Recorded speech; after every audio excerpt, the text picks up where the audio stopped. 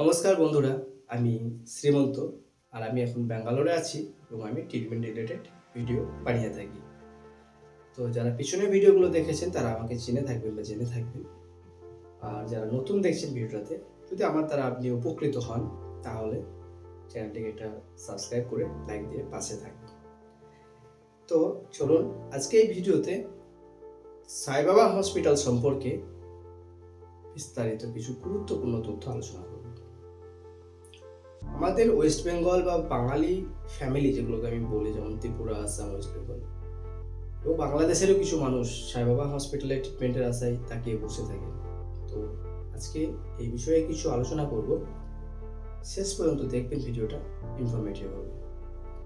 দেখুন, প্রথমেই যেটা জানাবো, সাই বাবা হসপিটালের একটা অ্যাপয়েন্টমেন্টের ক্রাইটেরিয়া, একটা অ্যাপয়েন্টমেন্টের ব্যাপার থাকে। সেটা আবার বিভিন্ন রকমের প্রসেস দিয়ে যেতে হয়। কখনো ফোন করলে আপনি ডাইরেক্টলি অ্যাপয়েন্টমেন্ট পেয়ে যেতে পারেন, কখনো আবার ফোন করলে আপনাকে ডেট দেওয়া হয়, কখনো আবার রিপোর্ট সাবমিট করার কথা বলা হয়, বিভিন্ন রকম। তা আমার অভিজ্ঞতা অনুযায়ী ওখানে যারা ফোন রিসিভ করে বা যারা অ্যাপয়েন্টমেন্ট দেয়, আমার মনে হয় সবাই একই প্ল্যাটফর্মে কাজ করছে না। কারণ যদি আমি আজকে ফোন করি, আমাকে বলবে যে আপনি কবে আসতে পারবেন। যদি বলি আমি কালকে যাবো, তো আমার কালকে অ্যাপয়েন্টমেন্ট দিচ্ছে। ঠিক তারপরে যদি আমি আবার ফোন করি অন্য নাম্বার থেকে, স্যার আমার একটা অ্যাপয়েন্টমেন্ট দরকার আছে, উনি বলবেন আমাদের এই ডিপার্টমেন্টই নেই। তো আমি জানি না এই বিষয়টা বা এই প্রসেসটা কতজনের সঙ্গে হয়েছে। দেখুন, ওখানে কিন্তু নিউরো সার্জারি এবং নিউরোলজিস্ট দুটো বিভাগই ওখানে আছে। আর আমি সাধারণত 3 থেকে 4 দিন আগে একটা ভিডিও পোস্ট করেছি। ওখানে কিন্তু নিউরো সার্জারি পেশেন্ট, একজন গরিব ব্যক্তি মানুষ, তাকে কিন্তু আমি নিয়ে গেছিলাম নিজেই। তো ঠিক তার পরেই দুজন আমাকে ফোন করছে যে দাদা, আমি একটু নিউরো সার্জারি বিভাগে দেখাতে চাই, কিন্তু আমরা তো ফোন করেছিলাম অ্যাপয়েন্টমেন্ট নেওয়ার জন্য, কিন্তু বলছে আমাদের নিউরো সার্জারি বিভাগে নেই, ডক্টরও নেই, ডক্টর আসবে নেক্সট মাসে। কিন্তু আমি বুঝতে পারছি না যারা ওখানে ফোন রিসিভ করে তারা কি গাঁজা খেয়ে থাকে। একজনকে এক রকম বলে। তবে আর একটা জিনিস, যেটা সত্যি কথা, আমার যে বলতেও খারাপ লাগে, সেটা হলো যে সাই বাবা হসপিটালে এখন কিন্তু বাংলাদেশিদের কোনো অ্যাপয়েন্টমেন্ট দিচ্ছে না। সেটা কিন্তু আমি নিজে গিয়ে ওখানকার যে অথরাইজ, আমি ভিতরে গিয়েও কথা বলেছিলাম, প্লাস আমি ট্রাইও করেছিলাম ফোন করে নেওয়ার জন্য। ওরা কিন্তু সেফ এখন বারণ করছে। তবে যারা বাংলাদেশ থেকে ট্রিটমেন্টের আশায় আসছেন বা কোনো কারোর কোনো দালাল ধরার চেষ্টা করছেন যে ওখানে গেলে হয়তো ট্রিটমেন্ট হয়ে যাবে, তাদের উদ্দেশ্যে বলে রাখি, এখন যদি এভাবে আপনারা আসেন তাহলে কিন্তু ফেঁসে যাবেন। কারণ সাই বাবা হসপিটালে কিন্তু প্রবেশ করতে দিচ্ছে না ইন্ডিয়ান আধার কার্ড ছাড়া। তো এখন জানি না কবে কতদিনে এটা নর্মাল হবে। নর্মাল হলে পরে অবশ্যই আমি এই বিষয়ে একটা ভিডিও বানিয়ে নেবো, যারা বাংলাদেশ থেকে ভিডিওটা দেখছেন। তো বন্ধুরা, আজকে মোটামুটি একটা বেসিক ধারণা দিলাম। তারপরে আমি যে কথাগুলো বলবো যে কীভাবে অ্যাপয়েন্টমেন্ট নেবেন। তো অ্যাপয়েন্টমেন্ট নেওয়ার জন্য যারা ইন্ডিয়া থেকে দেখছেন, তারা কিন্তু স্ক্রিনের মধ্যে একটা নাম্বার দিয়ে দিচ্ছি, এই নাম্বারে কল করবেন। আর এখন যেহেতু বাংলাদেশের পেশেন্ট নিচ্ছে না, সেহেতু কিন্তু সাই বাবা হসপিটালে পেশেন্টের চাপ খুবই কম।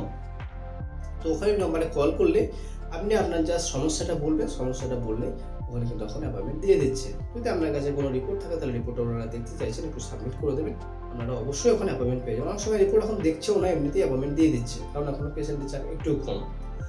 তো সেক্ষেত্রে আপনার আরেকটা কথা আমার বলার আছে বিশেষ, যেটা সেটা হলো সাই বাবা হসপিটালে ট্রিটমেন্ট সম্পূর্ণ বিনামূল্যে, A to Z বিনামূল্যে। যতগুলো ওনাদের পরিষেবা আছে সব কিছু, কিন্তু কাউন্টার নেই, ক্যাশ কাউন্টার নেই কোনো ট্রিটমেন্টের জন্য।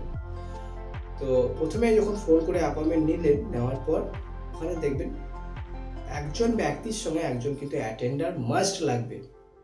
ধরুন আপনি পেশেন্ট, আপনার সঙ্গে কিন্তু আপনার পরিবারের একজন লাগবে ওখানে ভিতরে যেতে। তো ওখানে ভিতরে যখন যাবেন, প্রথমে সিকিউরিটি প্রসেস দিকে একটু পেরিয়ে যেতে হবে। ওখানে সিকিউরিটিরা বেশ ভালোভাবে চেক করে সকালে। যাওয়ার পর ভিতরে যারা থাকেন ওনাদেরকে সেবাদার বলা হয়। ওনারা সাইরামের ভক্ত, শ্রী সত্য সাইরামের।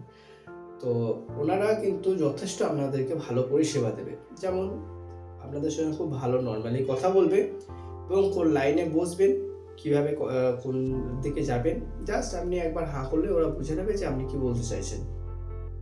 তো ওনাদের কিন্তু পরিষেবাটা যথেষ্ট ভালো, ওখানে ব্যবহার যথেষ্ট ভালো, ভেতরের পরিষেবাটা।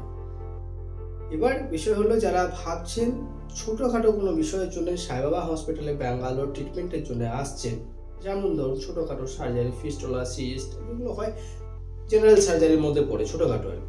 সেগুলো হয়তো বাইরে করে নিলে আপনার 15-20 হাজার টাকা খরচা পড়বে, বা 30 হাজার টাকা কি 35 হাজার টাকা খরচা পড়বে আপনার পার্শ্ববর্তী এলাকায় প্রাইভেটে করালে। গভর্নমেন্টের কথা আমি ছেড়েই দিলাম আমাদের ওয়েস্ট বেঙ্গলে।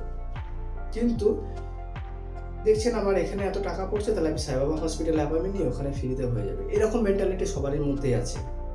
তো বিষয় হচ্ছে আপনি যখন সাইবাবা হসপিটালে আসবেন তখন ওখানে ট্রিটমেন্টের যে প্রসেস সেটা কিন্তু একটু লম্বা।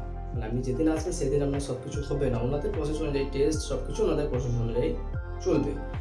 তাহলে দেখবেন আপনি যখন ওয়েস্ট বেঙ্গল থেকে আসছেন তখন এখানে এসে ট্রিটমেন্ট করানো এবং থাকা খাওয়া এসব নিয়ে যাওয়া আসা খরচা নিয়ে আপনি যদি একটা এস্টিমেট টোটাল হিসাব করেন দেখবেন 20,000 টাকা পেরিয়ে যাবে। তো যারা আমাদের বাংলা ফ্যামিলি থেকে যারা আসবেন ভাবছেন ব্যাঙ্গালোর ডক্টর দেখাতে, আমি তাদের উদ্দেশ্যে বলবো যে ছোটোখাটো কোনো জেনারেল সার্জারি, ছোটোখাটো যদি কোনো সার্জারি হয় এত দূর আসার কোনো দরকার নেই। ছোটোখাটো সার্জারিতে এমন কিছু এসে যায় না, আপনার 15-20 হাজার 30-35 হাজার টাকা লাগলেও আপনি ওখান থেকে করেন। যদি ইনকেস আপনার ভাইটাল কোনো ডিজিজে আপনি ভুগছেন, যেমন ক্যান্সার, আদারওয়াইজ ও সাইবাবা হসপিটালে যে প্রেশার ট্রিটমেন্টগুলো হয় যেমন ক্যান্সার অ্যান্ড হার্ট ক্যান্সারের কেমোথেরাপি বাইরে দিতে গেলে অনেক টাকা খরচা আছে, কিন্তু সাইবাবা হসপিটালে সেই ট্রিটমেন্টটা কিন্তু আপনি ফ্রিতে পেয়ে যাবেন। তো এই সমস্ত যাদের আর কিছু করার নেই, যাদের বড় বড় ডিজিজ যেমন হার্টের অনেক ডিজিজে বাইরে করাতে গেলে 4-5 লক্ষ টাকা খরচা আছে, ওখানে কিন্তু ফ্রিতে হয়। একটা পেসমেকার বাইরে বসাতে গেলে 3 লক্ষ 3.5 লক্ষ টাকা খরচা আছে, কিন্তু সাইবাবা হসপিটালে ফ্রিতে হয়। যাদের আর কোনো রাস্তা নেই তারাই একমাত্র সাইবাবা হসপিটালে আসুন, এবং এই সমস্ত যাদের ভাইটাল ডিজিজগুলো আছে এবং অর্থনৈতিক দিক থেকে খুবই দুর্বল তারা কিন্তু এখানে আসুন। তাছাড়া এরকম ভেবে আসবেন না যে আমি ওখান থেকে সাইবাবা গেলে আমার ভালো হয়ে যাবে বা ওখানে ট্রিটমেন্ট, এরকম কিছু নয়। ওখানেও যে খরচা হবে আপনি হিসাব করে দেখলে, এখানে যারা ট্রিটমেন্ট করিয়ে গেছেন, আমার একটা হোয়াটসঅ্যাপ গ্রুপ আছে, হেল্পিং হ্যান্ড হোয়াটসঅ্যাপ গ্রুপ, সেই হোয়াটসঅ্যাপ গ্রুপে আপনারা কিন্তু জয়েন হতে পারেন। এবং অনেক মানুষ সাইবাবা হসপিটালে ট্রিটমেন্ট নিয়েছেন, নিমান্স হসপিটালে, বৈদেবী হসপিটালে অনেক মানুষ ট্রিটমেন্ট নিয়েছেন, ওনাদের কাছ থেকে ওনাদের অভিজ্ঞতা আপনারা কিন্তু নিতে পারেন। তো বিষয় এটাই যে সাইবাবা হসপিটালে আসার পূর্বে আপনারা এই জিনিসগুলো কিন্তু একটু ধ্যান রাখবেন। কারণ দেখুন আমরা যারা ওয়েস্ট বেঙ্গল থেকে আসি তারা কিন্তু প্রায় 2000 কিলোমিটার রাস্তা ক্রস করে এখানে ব্যাঙ্গালোর আসি একটু ভালো ট্রিটমেন্টের আশায়। তো আমি যেহেতু বাঙালি সেহেতু আপনাদেরকে সচেতনতা করা আমার একটা কর্তব্য, আর আমি ট্রিটমেন্ট রিলেটেড বানিয়ে থাকি। আর যারা আমাকে সাপোর্ট করেছেন, অনেক ভালোভাবে সাপোর্ট করেছেন, তাদেরকে অসংখ্য ধন্যবাদ। আর যারা নতুন দেখছেন ভিডিওটা একটু সাবস্ক্রাইব করে পাশে থাকুন, ভিডিওতে লাইক দিয়ে অনেক খুশি। ভিডিওটা শেষ পর্যন্ত দেখার জন্য অসংখ্য ধন্যবাদ। ভালো থাকুন।